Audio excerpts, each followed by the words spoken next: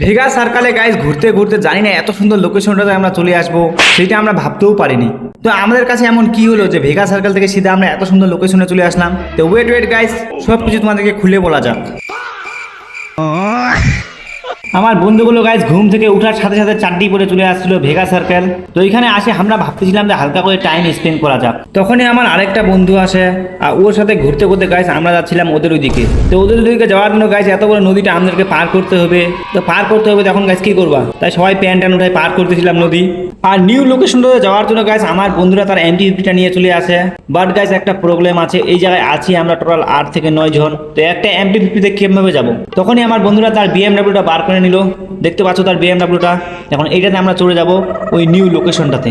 আমিও গাইজ মানছি যে এটা হচ্ছে BMW না, কিন্তু এখানে BMW থেকেও বেশি মজা আসছে। কেন তোমরা জানো যদি বন্ধুগুলো থাকে তো ওই জায়গায় কেমন মজা আসবে। আর পুরা গাইজ বক্স টক্সে গান শুনতে শুনতে যাচ্ছিলাম, তোমরা একটু শুনে নাও। আর হ্যাঁ গাইস, আরেকটা পার্ট 2 ভিডিও আসবে, কেন তোমরা জানো একটা ভিডিওতে এত বড় শর্টটা কমপ্লিট করা যাবে না। তাই পার্ট 2 এর জন্য ওয়েট করো। Bye bye.